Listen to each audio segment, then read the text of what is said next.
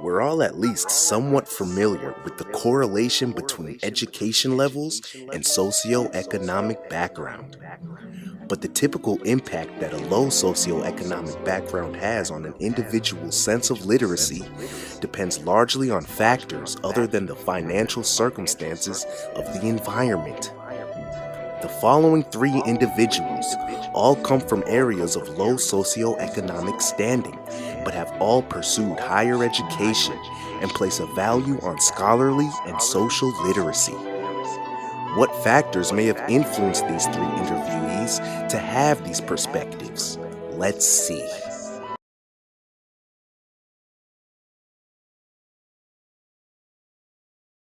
My name is Caleb Wilson. I derive from Baltimore City.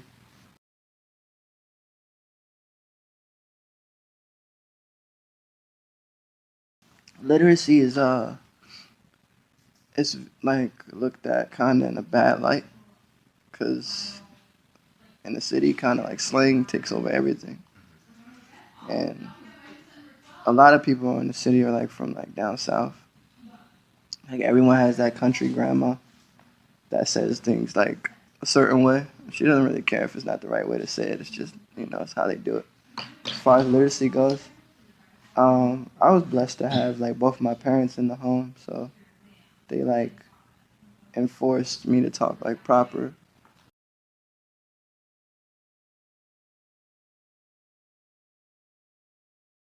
Um, we live in the age of technology, so everything's like text messaging and social media. In the home, it's more of like it's got to be more personal, face to face things. But I feel like literacy isn't really tested at home much because you're in a place of comfort. So I honestly couldn't say that like I would give a good representation of how literate I really am at home.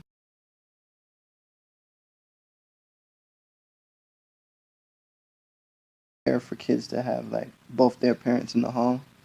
So like if you're 7, 8 years old and your parents aren't home when you get out of school, are you really gonna do your homework? Like so, I mean, school is just looked at as something that we have to do. We gotta get up in the morning and get out the house. And like honestly, I did a lot of skipping. So like that just lets you know how I looked at school.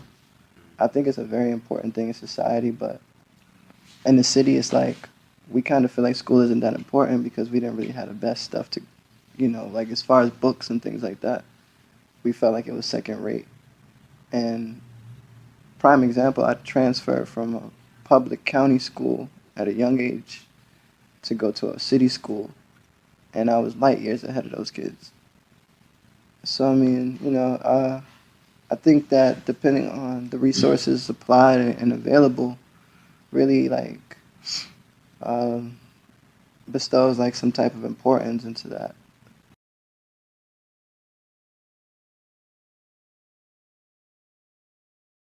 Now, like, my mom went to college, but she didn't finish, and now she's going for her master's in psychology. So, just having that type of reinforcement in your house kind of makes it seem like it's almost ludicrous not to pursue college or things of that nature. She's really big on like finishing school and just having papers to fall back on because we all have like dreams and aspirations, but if it doesn't work out, you gotta live in the real world. So I mean, I feel like I had that advantage on most kids coming from my area because I had two people trying to make sure that I did what I was supposed to do. When like I have like friends that whose parents were like never home and stuff like that. We would actually go to their place to do stuff we couldn't do at our house. So just to see it's very important to have structure in your home where you're just gonna have to kind of like teach yourself. And as we see now, kids trying to teach other kids isn't a really good formula. So having both parents in my house definitely gave me an advantage in school and everything else.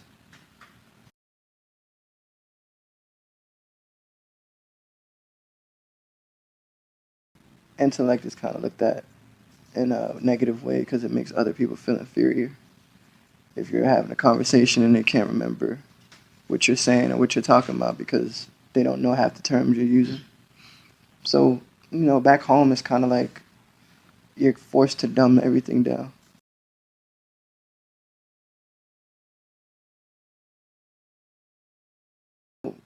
10-year-old kids that could tell you what a dime bag is before they can tell you like what a Harry Potter book is, or it's just different values are taught in different places. It's sad, but it's like if you don't start early, it's not like you're just gonna wake up one morning and be like, "Yo, I want to be a scholar."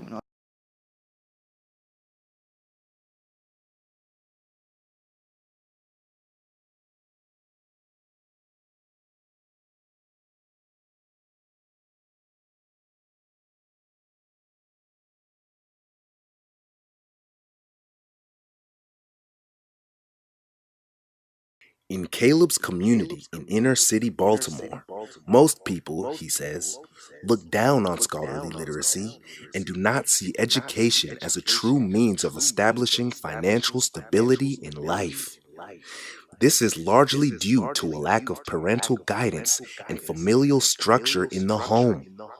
Most individuals from his area are more familiar with street literacy, as that is the immediate means of benefiting from interactions in his environment. Caleb notes that having both of his parents, one of which is currently pursuing a master's degree, has really impacted his perspectives and has led him to look beyond the walls of the confining financial and social circumstances of the inner city. He also mentions the relevance of technological literacy in today's world.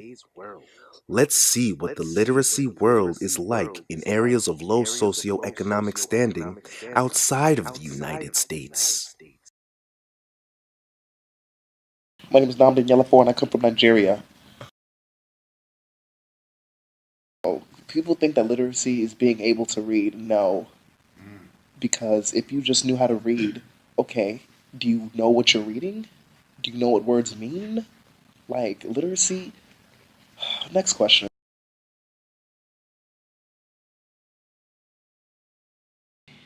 Email? Yeah, because, we got computer labs, but our computer lab is like computer labs for the community.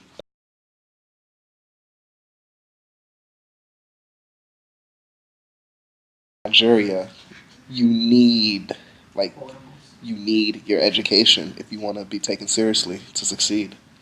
So they take it very, very seriously.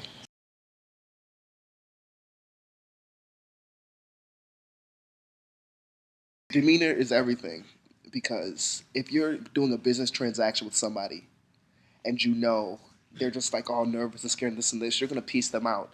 You're gonna piece them out and try to, take advantage of them. But if you see somebody who's robust and upbeat, then you're not gonna take advantage of them.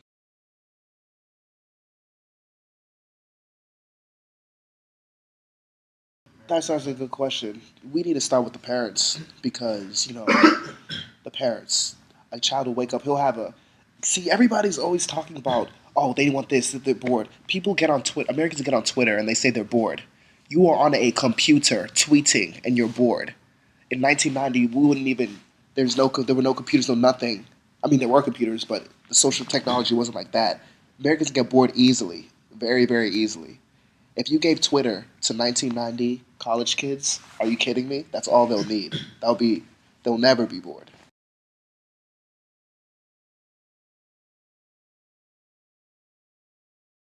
In Nigeria, TV. It's like this. If in America, if a commercial came on about education, we're probably gonna flip the channel, and be like, whatever. Like, do you see those Everest commercials? They have that annoying black guy talk about go to school now. No, what the hell is that? Like, what the hell? You go to Nigeria and see commercials about education. It's like, okay, it's actually legit. I wish I could show you one, but it's taken way more seriously.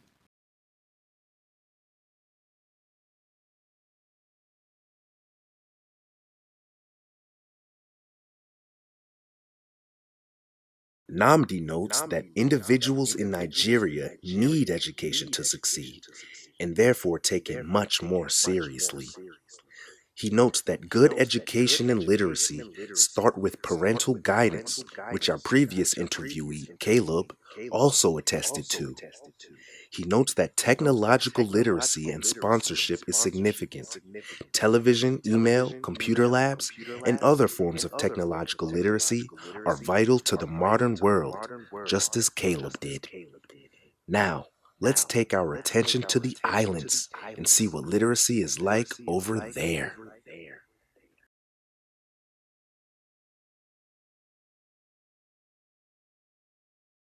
My name's Russell. I come from a family of Guyanese heritage. Uh, I'm a student here at UMBC.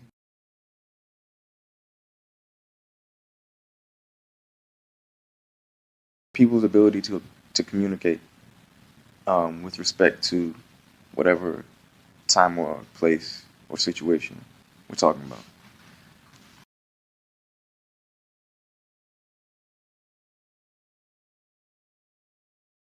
Speaking, man, people speak. People speak in a broken English sort of way in Guyana. I mean, you can say that about a lot of the Caribbean, but um, it's funny. Like, although people speak in a broken English in in Guyana, the place I've spent most of my time in is the capital city, Georgetown, Guyana. And it's funny, people speak a certain way. My parents speak a certain way. You know, they speak in broken English all the time, but people know how to speak. I want to agree with Namdi, where he was saying that we're talking about third world countries where there are the people are impoverished in ways that are way more serious than here, and yet people will know how to do very basic things better than people know how to do here. People will know how to speak, read, and write. They might not do it all the time. They might not do it openly. People speak with slang just like they do here. And people have a colloquial way of speaking, especially because of the type of society they live in. But when it comes to the way the kids are raised, literacy is it's basic, and the world you live in is survival, and so you know the value of literacy.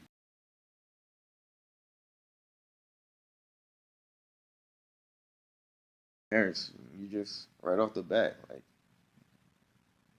you come from a Guyanese household, your parents, you don't even speak to you don't speak to your parents. Sometimes, I mean, like your mom or your dad. People who grow up in a Guyanese household, they'll tell you, your parents will slap you if you don't even speak properly when you're a child. I mean, like they don't want to even hear you speak in a colloquial way. Maybe when you grow up a little bit older, and they'll be speaking in slang and all. Russell notes that though Guyanese literacy is basic, it is taken seriously, as individuals recognize various literacies as essential for their very survival. And just as our other two subjects, says that parents are key literacy sponsors in the lives of Guyanese children. He also mentioned the internet and technological literacy and how it has changed the way that Guyanese individuals see success as they observe the American dream and are willing to work. So let's see what we've got here. Parental culture differs geographically. In American low-income communities, there seems to be a lack of parental presence, which leads to a limited emphasis on education as a means of acquiring literacy. While internationally, low-income communities seem to embrace the idea of parents as primary of academic literacy. These interviewees all had a strong parental presence at home, which is correlated with their pursuit of higher education and intellectual literacy. Individuals in international areas of low socioeconomic prosperity are instilled with an accountable work ethic. This seems to be a primary difference between American hoods and international hoods.